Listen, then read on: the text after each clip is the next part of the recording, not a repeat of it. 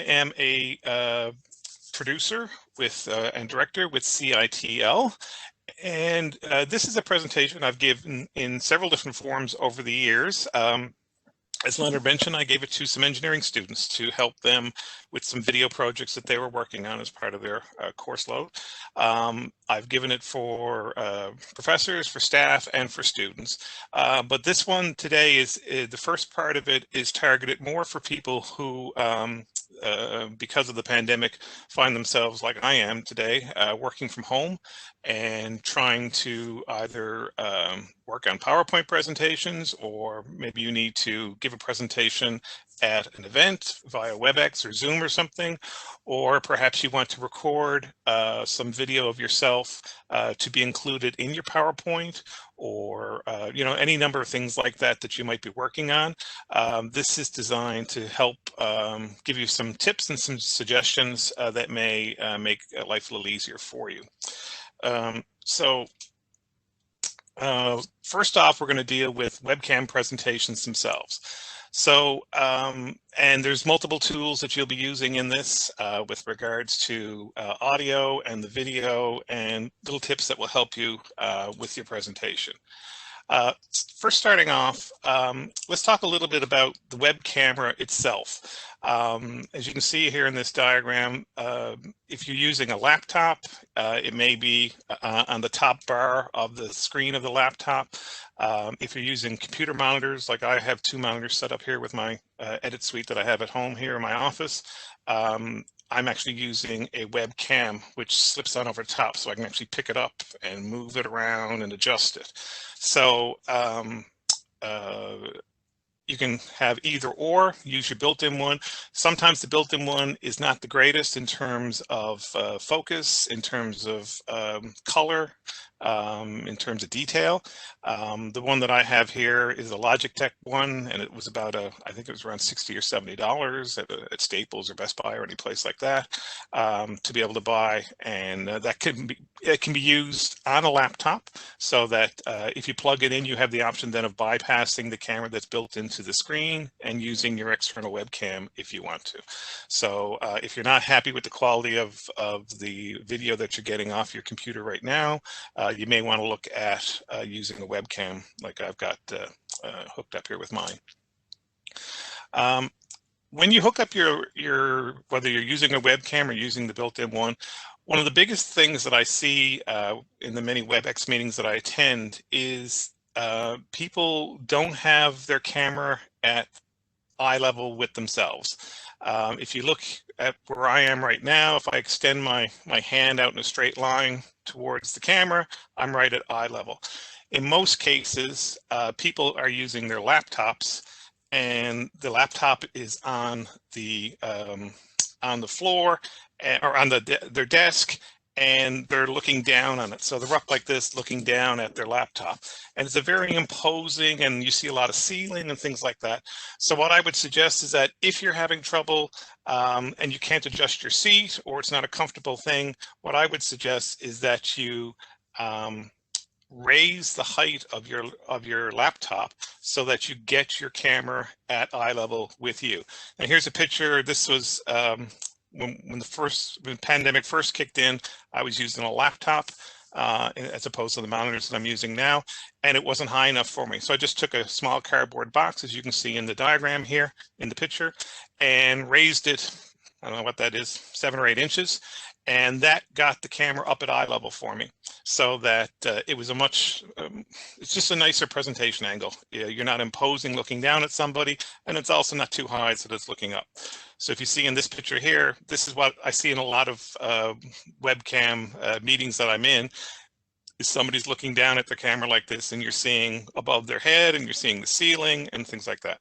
So if you can get your camera at eye level, that's one of the biggest suggestions I would make for anybody. The next thing you want to do is check your background behind you.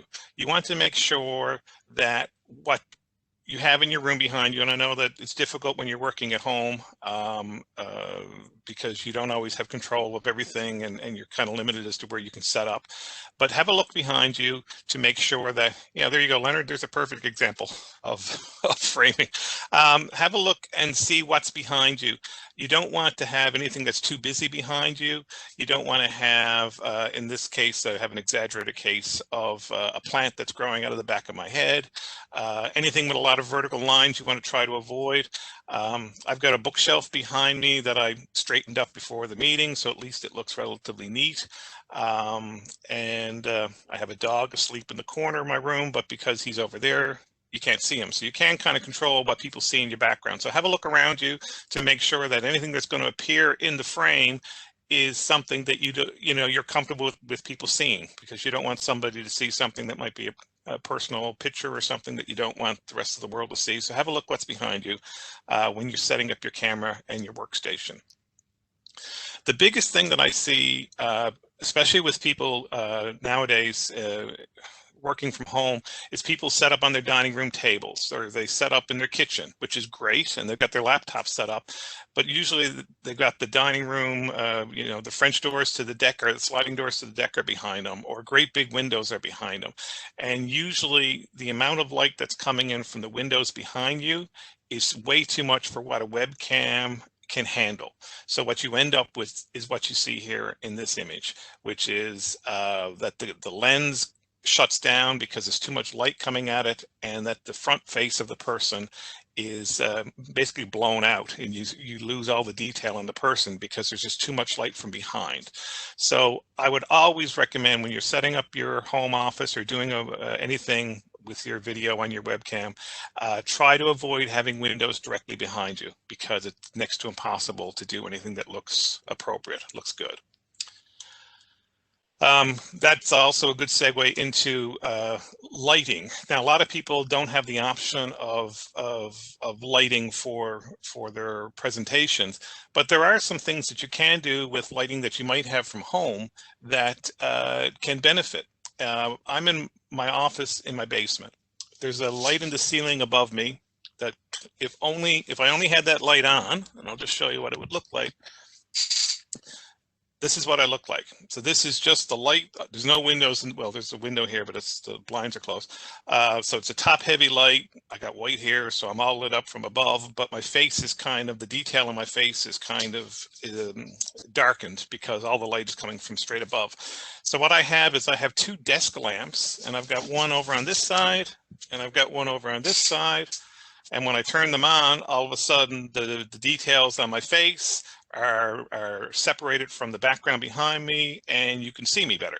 So, and these are just one of them. If you look at the diagram there, the top left-hand picture, that's what one of them looks like, except it's on a stand with a movable arm on it. And I've got it just sort of with a 25-watt bulb in it, so it's not too bright. And likewise, coming in from this side as well, I have another one over here. And it just sort of fills out the front image on my face and makes it easier for people to see the details. You can get on the bottom left of the diagram I have there, that's called a ring light. Those are great. You can use those for if you were using a DSLR type of a camera. It goes around the lens. You can also fit it around your webcam, or where your camera is on your computer monitor, and you get a even light coming right at your face, and softens up your features. And a lot of people who do webcams, host podcast kind of web events and everything from their homes, use those types of lights because it's a nice, even, soft light for your face. With regards to the audio, as you can see right now, I'm using a headset microphone, which is right here. You can use the microphone that is built into your camera. There's nothing wrong with that, especially if your environment that you're in is relatively quiet. So the downside of using not using a headset is that sometimes, especially if there's multiple people speaking in a WebEx event or a Zoom event, you'll get a feedback loop of audio. So the audio is coming out of the speakers of the computer, and then it's feeding back into the microphone. So the microphone that's trying to pick up your voice is picking up the sound of your voice coming back through or picking up the sound from other people who are talking, and you end up with this distorted feedback loop. So the simplest way to avoid that is that if everybody is wearing a headset microphone, then the microphone doesn't pick up any other audio that's going through with the webcast. So if you have that option, and again, these are yeah, these are Logitech as well, and I think these were, again, you know, $60 or $70 at Staples or one of those places. You know, there are other microphones. I have a microphone here that I use for recording video, or that you might wear if you were doing a presentation from your classroom or something like that, which is a lapel mic. This is great, but again, you would need to have an audio mixer to be able to plug that in for your webcast or something like that. So there's different types of microphones, but if you have the option of the headset microphone, that is what I would go for. If you are recording for PowerPoint, these are great. You can also you know, if you have the finances or access to it, this is more of a professional style microphone, and you can get these designed to be used directly with your computer. So the cable on it is a USB plug that plugs into your computer, and that will certainly give you a better quality of audio as long as the room that you're recording it in is relatively quiet. And I've recommended those types of microphones for some people from the Marine Institute who were recording a lot of audio that they use for PowerPoint. And one of the software that I suggested for them was a software called Audacity, A-U-D-A-C-I-T-Y. It's a free download, and it allows you to record your audio, and you can then edit it and turn it into segment clips that you can then import into something like PowerPoint. So you don't have to record everything all in one take, or if you make a mistake halfway through it, you can just clip it and edit. So it has some very basic, simple editing software with it, and it's a pretty good software to use, and it doesn't cost anything. So that's called Audacity.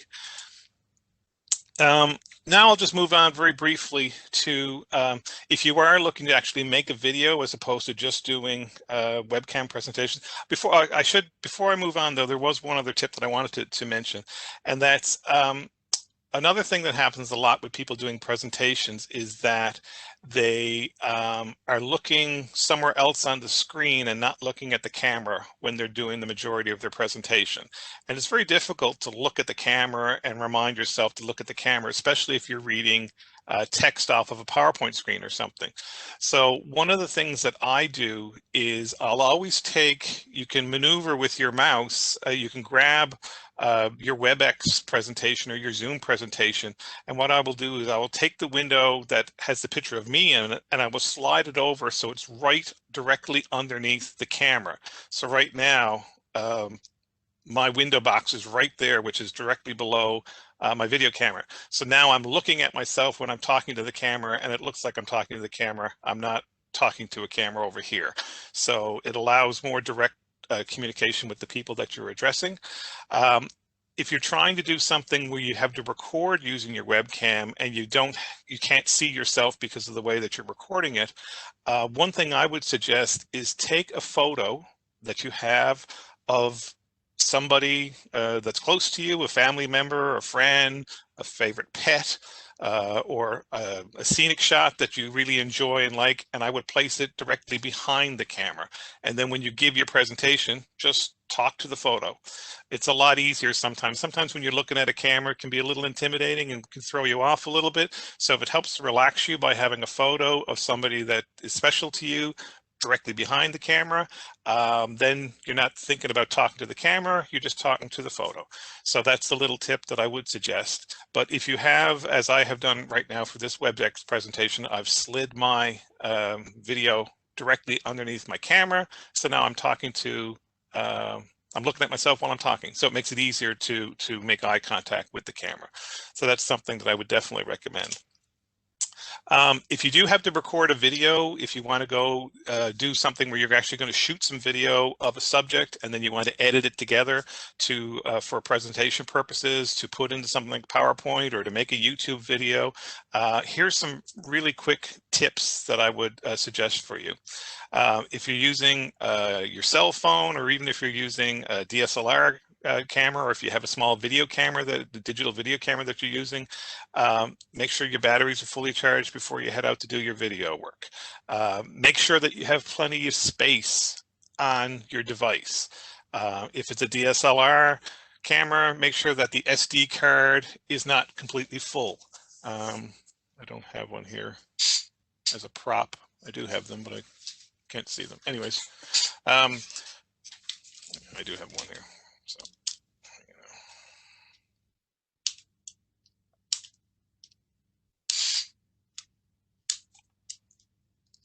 Yeah. So if you're using, sorry about that, if you're using an SD card like this one, this one's only 32 gigabytes, so it's not very big for video, but make sure that there's ample room on it, and at least twice as much as you think you need, because you never know when you're out shooting something. So you certainly don't want to run into a situation where if you're using your phone or something, you don't have any space left. You got to start trying to delete stuff while you're there or something. If you have the option with your recording device to be able to monitor the audio with headphones, then go ahead and do that. If you have a tripod, I would always recommend using the tripod. If you have access to some lights, and again, they don't have to be professional lights, they can just be a desk lamp or something that you can turn on to help illuminate somebody, have that ready. And then the biggest thing is always have a script. And it doesn't mean that you have to have a script like a movie script. It can just be a series of questions you have written down if you're going to interview somebody, or can be just a list of things that you need to get video of, or things that you need to get still photographs, pictures of, that you're going to use for a PowerPoint presentation. Because more times than not, you think you remember it in your head, you go out, you've driven somewhere, you're on location, you shoot the photos or the video, you're driving home and you realize, oh darn, I forgot to get that one shot of whatever the object was, or a different angle of it, or something that you thought you were going to need. So it always helps if you write it down in advance, and that allows you to double check. If you are going to go out and do some basic video acquisition on location, here's some things that you might want to be aware of. If you have the option of going in advance to look at the situation, you want to take into account the size of the room or the environment you're going to be in. Is there background noise that you have to worry about if you're going to try to interview somebody? Is there heavy equipment operating? Is there air conditioning in the room that's really loud? Those types of things. Is there ample power if you need to plug in a light or plug in your camera? And what are you going to be shooting against? What's the environment that if you're doing an interview with somebody, what are we going to see behind them, and how is that going to work? With regards to a tripod, I would always recommend using a tripod. Right now, my camera is sitting on the top of my monitor, which basically acts as a tripod. So I have a nice steady shot for the whole time that I'm speaking. If you're interviewing somebody, you might think to yourself, well, I'll just hold it in my hand. But if you hold your cell phone in your hand and you're trying to shoot somebody with it, after 30 seconds or so, it's going to start to waver a little bit. So if you have the option of putting the cell phone into a tripod, if it's a DSLR camera, mounting it on a tripod, especially for doing interviews, it's much easier to work with, and makes it easier for editing afterwards. If your images, doesn't mean you can't have some camera movement if you're shooting cover stuff, but especially for interviews, I'd always recommend using a tripod. And they certainly, you can get some tripods for cell phones that are, $20 or $30. It doesn't have to be $1,000 tripod. Spoke about this a little bit earlier, but if you are going to record an interview, avoid having windows in the background behind them, because it's next to impossible to be able to shoot something so that you can see it properly. And unfortunately, people go, oh my goodness, this person's office has a beautiful view of the harbor or a beautiful view of whatever. We'll interview them in front of the window so we see the view, and you end up not being able to see the person who's being interviewed. So sunlight is very difficult to work against, so you always have to sort of work with it. So you want the sun behind you so that it illuminates what you're trying to shoot. It's very difficult to shoot into the sun. It's just too powerful for most cameras. 3-point lighting, there's no real need to go into that, but I did sort of demonstrate a standard 2-point lighting in what I have set up here, which is I've got two lights coming from both sides that are helping to illuminate my face, and it evens it out as opposed to just one source of light coming from a window or something. So if you can have a couple of sources of light coming to fill out somebody's face, I would certainly recommend trying to do something like that. If you are shooting indoors, whether this is again for your own webcam presentation or if you're trying to record a video of somebody, if you have the option of avoiding fluorescent lighting, I would recommend that you do it. Fluorescent lighting is not flattering for anybody. It's a horrible color temperature to work with, and it's usually very top heavy as well, and you end up with an image similar to what you see here with this person. This is the same person now with lights from a desk lamp, incandescent lighting, and it's warmer on their face and it's more even on their face and it's less top heavy. So again, if you have the option, I mean, sometimes all you can do is work with what you have, and you just have to use the fluorescent lighting in your office. In my office, in the education building, if I have to do anything webcam wise, I will usually turn the fluorescents off, and I've got 2 or 3 desk lamps and a stand-up lamp in my room that I can sort of position so that I look a little healthier looking than I do if I just use the fluorescents in the education building, which they're not even nice when I'm not doing video work. Again, sound, if you have the option of monitoring your sound, which you won't with a cell phone, but if you do have some kind of a camera that allows you to plug in a set of headphones, I would always recommend that you do it because it focuses your attention on the audio. It allows you to hear if there's a crackle or distortion in the microphone. Sometimes you'll hear background audio, a beeping sound, or air conditioning that you didn't really notice just standing in the room. So it's a really good way to monitor the quality of the audio. I'd also, I always tell everybody before we go to do an interview, make sure everybody in the room turns their cell phones off, obviously. And if you're using your cell phone to record, make sure you turn the ringer off, because you don't want to be, 2 minutes into a really good statement from somebody and all of a sudden the phone goes off and it ruins it. And then if you got to go back, it's very difficult sometimes to get somebody to repeat. Usually the first time they say something is the best time that they say something. So you want to avoid any distractions or interruptions. So make sure that you turn your ringers off. And there's a perfect example of it. I just got a spam call on my phone because I didn't turn my ringer off. So I shall ignore that. Camera setup, we've already talked about this, and this applies, whether you're recording video or doing webcam presentations. Try to avoid that dark level, that low angle. You want to try and get eye level if at all possible. And here's a better example. So this is me in my office in the education building with the fluorescents turned off and the camera is set for eye level. Again, I already talked about this. Try to avoid any kind of background clutter. Don't have a plant directly behind somebody or any kind of geometrical shapes with shelving or anything like that that's directly behind somebody. This is, I'll just go in very quickly into some concepts when it comes to actual composition. Most of the time, you're going to have somebody talking directly to the camera, as I'm doing right now. And what you see with me is pretty well standard framing. You want just a little tiny little bit of room above the top of the head, and you're coming across mid-chest here. And this is a pretty standard framing. I'm pretty well dead center talking to the camera. If you want to interview somebody who is talking to the person who's being interviewed and not talking directly to the camera, sort of more in a documentary style, which is fabulous, I'm going to go over a few basic suggestions for you for framing. And the reason I'm just going to mention this is that if you have somebody who's helping you with recording your video, it's really important that what you say to somebody as a term for framing, that you both understand it the same way. Because if you say, I want a medium wide shot, and they think a medium wide is one thing and you think a medium wide is something else, you're going to be disappointed when you see it because you both don't have the same idea about that. So there are several different types of framing. Extreme close-up to a close-up to a medium shot, a medium close-up, medium shot, a wide shot, and extreme wide. And these are all sort of universal terms that are used whether you're shooting a movie or whether you're shooting, a documentary. You want to avoid extreme close-ups. They can be very dramatic in a movie, but for an interview with somebody, it's too much, certainly if it's a picture of me. Medium close-up, as you see right here, this is what you want. So sort of across the mid-chest, a little bit of room on top. And in this case, because they're talking directly to the camera, they're centered up and looking right at the camera.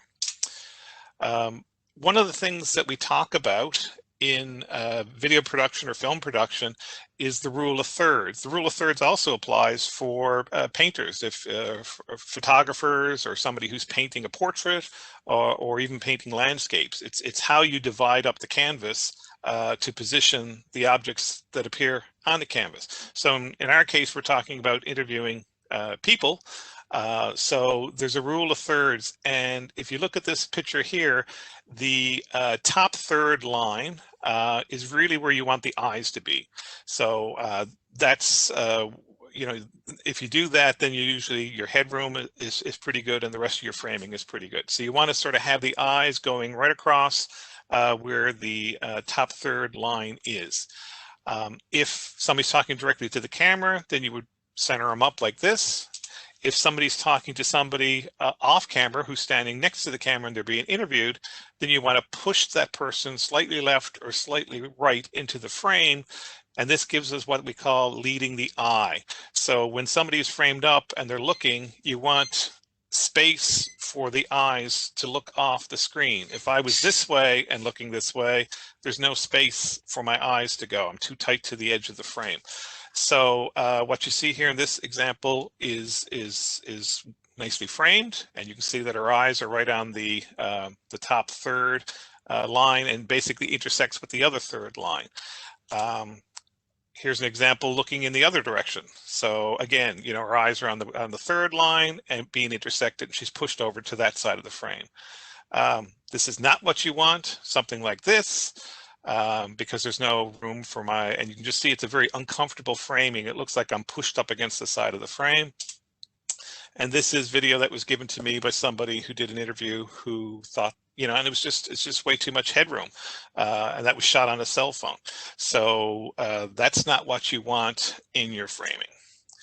And again, this is what you do want. And again, you want to avoid chopping people off at their body parts. So any joint where the head joins the neck or something, or even right at the waist, try to avoid framing somebody up right at the waist, because sometimes it looks a little strange. But you definitely, this is way too much headroom for that type of a thing. If you are going to be shooting some video, I would avoid, so say you wanted to do something, when I used to teach video, there was an exercise we would have for new camera people where we have to get them to shoot a boiling egg. So they would get a shot of the box of eggs, they would get a shot of the box opening and a hand grabbing an egg, taking it over, laying it in the water, then the different framing as the water boils, and then the egg comes out. And so there's 4 or 5 different camera shots they could set up to get that sequence of an egg. Now they could just shoot it as a wide shot and the whole thing is done in one long shot, but then it's very difficult to edit it because it jumps if you try to edit it. But if you shoot it in tight shots and a wide shot, then you can edit out the parts of it. If that's the type of thing that you want to do, depending on, you know, it could be changing a tire, it could be a piece of computer equipment being, you know, with somebody operating a keyboard at a computer. It could be whatever it is that you're doing. It could be a science experiment. It could be somebody playing a musical instrument. Whatever it is, I would always shoot it wide first, and then I would shoot 3 or 4 different tight shots. So get them to redo the process 2 or 3 times so you could shoot it from different angles. Always shoot static shots first. So shoot your wide shot as a static, shoot a couple of tight shots as statics that last for at least 10 or 15 seconds. Once you've done that, if you want to try to do a pan or a tilt, that's great. Go ahead. You might use it, you might not use it, but at least you've got the static shots that you can cut. The problem with pans and tilts and everything is that it's very difficult to edit in and out of them. You have to sort of wait for the pan or tilt to finish. And if the tilt takes, or the pan takes 15 seconds to go from beginning to end, and you only want 6 seconds of video, you're kind of stuck. because you don't want to be jumping in and out of it while it's in motion. So I would always have static shots that I can use, and then if you want to get creative and have a couple of pans and tilts, but you know, the biggest mistake that most novices make when they have a video camera is it's not on a tripod and they're holding up and it's just constantly moving around a room. If you ever think of video you've seen people shooting of birthday parties or any kind of family events, the camera never stops. It's just constantly moving, and it makes it very difficult to edit it because it's constantly moving. So that's what I would always, that's my biggest suggestion for that type of work. The next thing is, from an editing perspective, would be to avoid what just happened then. These really busy transitions with effects, you know, all of the different types of editing software that's now available, the digital editing software, they're all fabulous. They can all do some wonderful things, and they all have these preset transitions of pixelating the things, or tumbling in and tumbling out, or page turns, and most of them don't look very good in a finished production. So I would always keep it simple, use hard cuts or dissolve editing most of the time actually just hard cuts with a few dissolves. And if you have a transition that you're using for effect, then I would use it sparingly. But if you have every transition has some kind of a 3D effect and a tumble and a page turn, it gets tired really quickly. I would also suggest that if you're using graphics, title graphics on your screen, you want to keep it simple. There are rules when graphic designers design posters or charts or things like that, and it has to do with, you know, font size and how many colors they use on a page, or in this case on a screen at a time. So you want to keep it down to only a couple of different fonts per page, only a couple of colors per page. Any more than that, it just becomes, like they say, a dog's breakfast. It's just too busy, it's too much. Better to just keep it clean and simple. And yeah, so here's another horrible transition that you wouldn't normally want to use for anything. Almost to the end. This is actually, this next tip is really important, especially if you're recording interviews. You always want to record, or you're recording your own message to the camera. You want to make sure that you're rolling and give yourself at least 3 to 5 seconds before you start doing the activity, before you start speaking, because that gives you what we call heads and tails of your video. You want 3 or 4 seconds at the front of the video before anything happens, and you want 3 or 4 seconds at the end of the video once everything is finished. And that gives you time to get in and out of the video when you're editing. If you're doing a dissolve to you know, an exterior shot after somebody finishes speaking, you have time to get out of it. You're not stopping right on the very last sound of their voice or something with the video. You also want to avoid, as I have here in the picture, sometimes you'll see somebody reach forward to turn on their camera, and as they're pulling their thumb back, they start talking. So now you see the thumb while they're talking. So if you have to physically turn a camera on, whether it's your cell phone or whatever type of device you're using, you know, reach forward, turn it on, bring your hand back, settle yourself for a couple of seconds, and then begin to talk. And then likewise, when you finish what you're saying, wait for a second or so, then reach forward and turn off your device. You don't want to be finishing and reaching at the same time, because then you're going to have to cover up that bit of video with, and you might accidentally actually trim off your audio that you didn't get the last word that you said or the first word that you said. So always give yourself a couple of seconds at the beginning and the end. And then my last big thing is that aspect ratio. When people, especially, this is more of a thing if you're using a cell phone, it doesn't matter what type of phone it is, I would always recommend that you shoot this way, not this way. You know, most video is in a more of a 16:9 landscape ratio as opposed to this. And the problem is that if you shoot it like this and then you're going to edit it into other video that's been shot or other parts of your presentation, you end up with what you see on the screen here, which is that the sides of the screen have black bars on them because you've shot it vertically as opposed to turning your phone horizontally.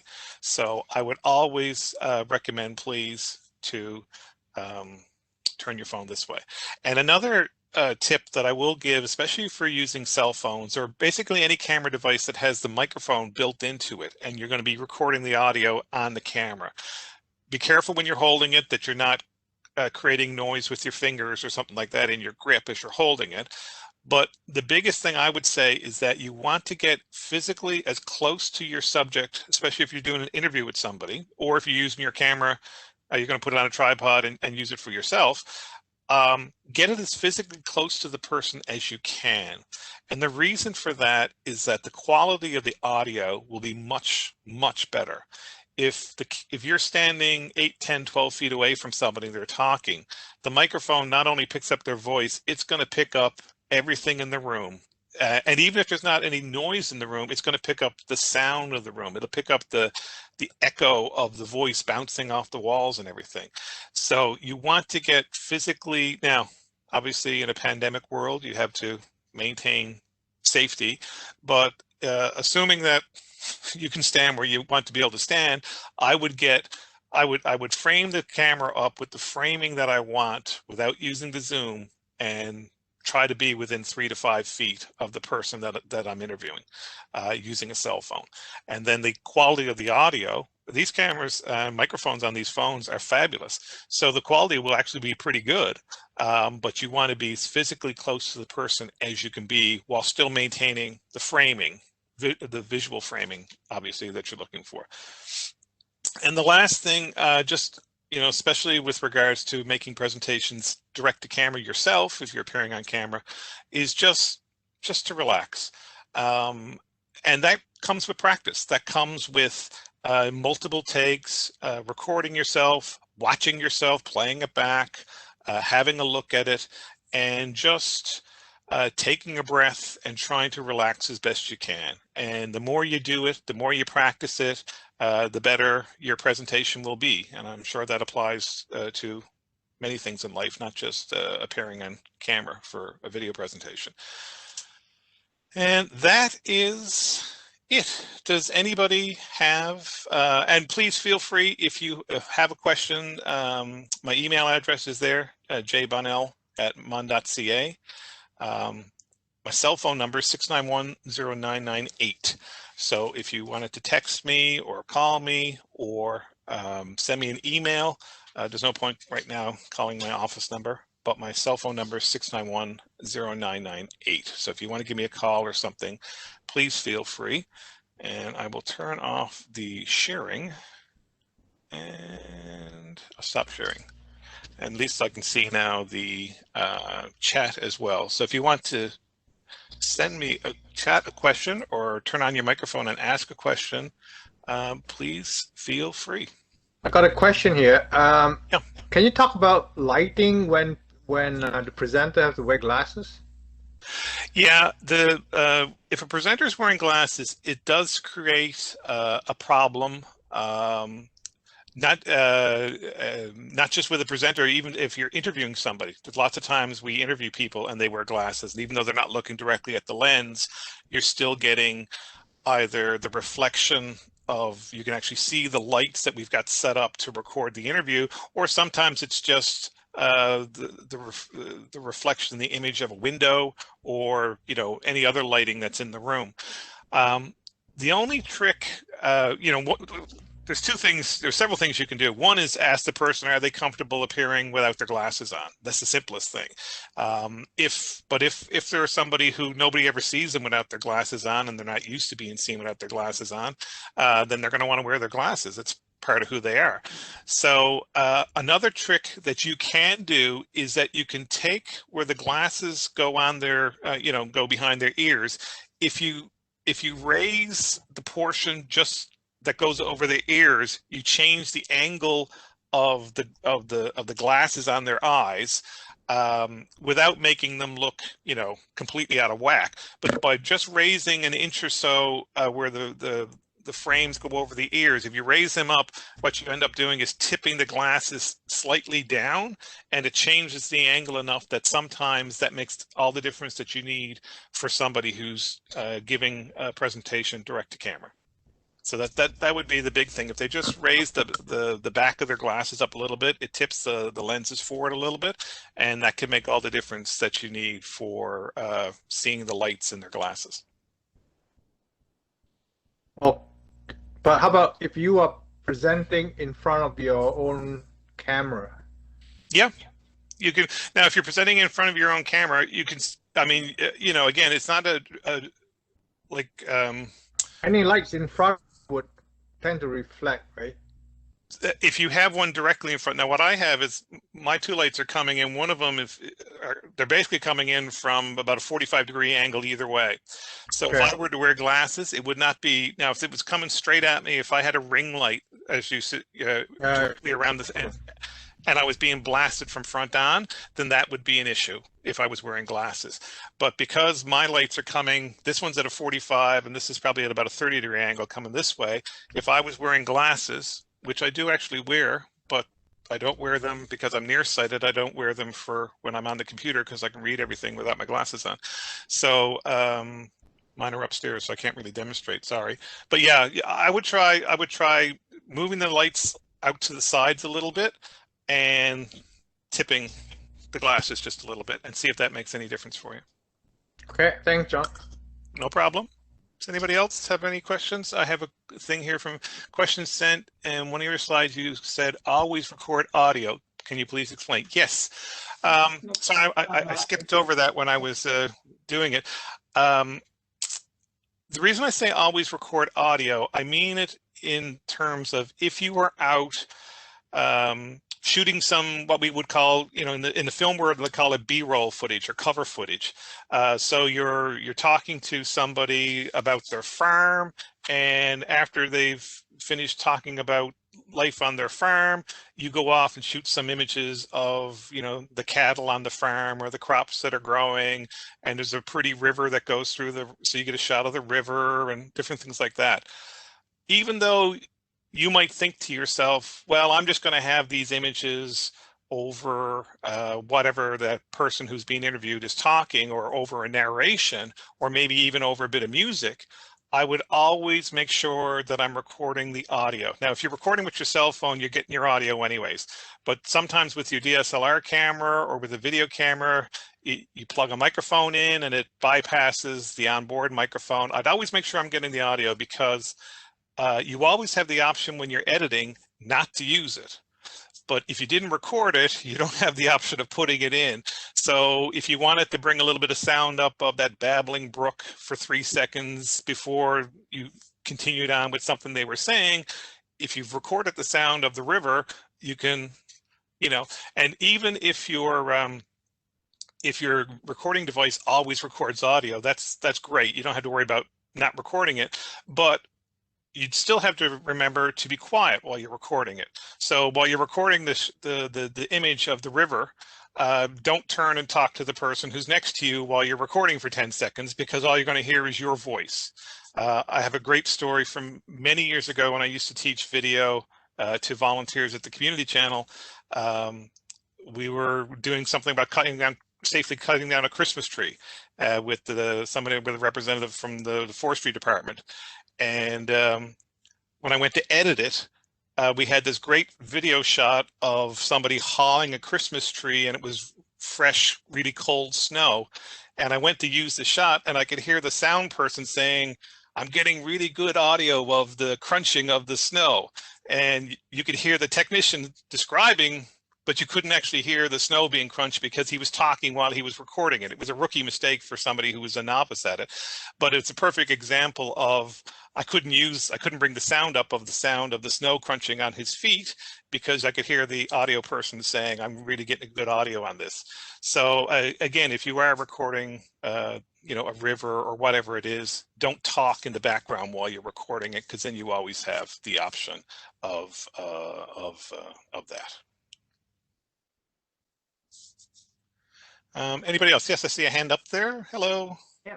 So I was the one. Hello, John. So I asked that previous question because I have to take some photos or video rather of the it's the engineering room, the mechanical room in our new building. Okay. Yep. And I'll just plug myself in too, because you know, isn't. So of course there's an awful lot of background noise, and Yes. you know, you can't really record a conversation with all of that background noise. But yes, it did make sense to me that I would, you know, take the video, and I've done it really slowly in the pan, so that worked out all right. Another question I had though was, you know, if you are interviewing someone and all you have is the good old cell phone, what about the audio in that particular case? A couple of years ago, I went out around the bay and interviewed an older fellow whom you can barely understand at the best of times anyway, and my son was asking him questions. When I got home, I was dismayed to find that, yeah, you just really, I didn't get a great quality audio at all. I got great video, but I couldn't really understand or hear Jake clearly in that. Couple things I would to say about that is that sometimes if you're doing an interview, you know, in your mind you go, my gosh, this is such a, you know, impressive. I remember I've been on tours of the facility at Churchill Falls a couple of times, and it's you know, it's so large in scale that it's, you know, you're so, what a perfect place to interview, you know, the engineer who was involved with designing it or whatever. But it's just so cavernous and it's so noisy an environment that it's next to impossible to get good quality audio and that location, especially if you don't have really expensive production equipment and, you know, very specific types of microphones and everything. So what I would suggest in that scenario is find a quiet place indoors where you can do the interview with the person, and then make notes to yourself either during the interview or immediately after the interview about what that person talked about, and then go shoot the footage, the cover footage, to go along with the interview that will match up with what they talked about. So, and some of it will be fairly obvious. Okay, well, we got to shoot the mechanical room, and as you talked about in the new building. So, you know, we're going to get a wide shot, and then we're going to get tight shots of some of the monitoring equipment or some of the piping or some of the electrical work or whatever's in the room.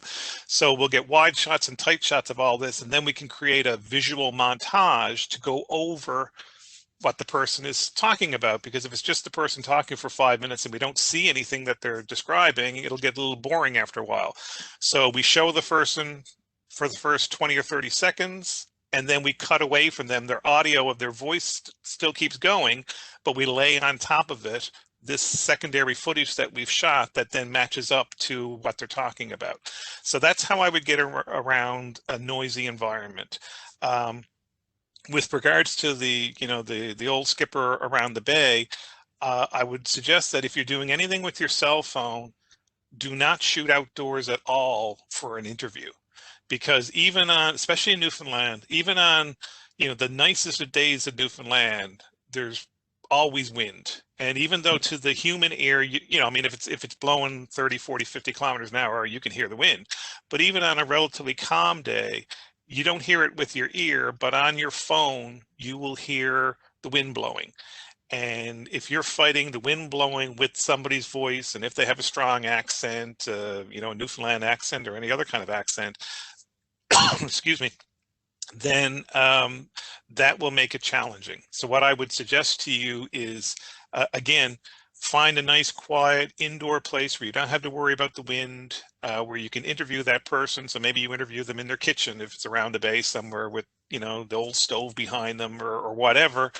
Interview them, and then if you need to go out and shoot appropriate cover footage of something that they're talking about, their boat or their farm or whatever it is, go shoot that as a second thing and then combine them together. That's what I would suggest. So how far away would you, like, what would you suggest as the maximum distance standing with that with a cell phone? I would say indoors? no more than 4 feet. Okay, that's what I did Yeah. wrong. Yeah. And if you're 10 or 12 feet back, basically, if you've got to use the zoom feature on the video of the phone to get in closer with the framing, you're too far back. And if even in the pandemic world, what you can do is that, you could say to somebody, okay, you can figure out where they're going to sit down. You could set up your little tripod and set up the camera so it's only 4 feet or so from where that person's going to be. You could hit record. You could then walk back away from the camera because the camera is on a tripod. You could ask that person to sit down. You could still sort of look from a distance to make sure that the framing is right, and then they could speak and do their thing, and you could be 10 or 12 feet away from them and have a mask on and be safe and whatever. But the camera is only 4 feet away from them. So 3 to 4 feet, basically arm's length. My arms are, I'm 6'1", so I got longer, but 3 to 4 feet, I would say maximum. Okay, great, thanks. No problem.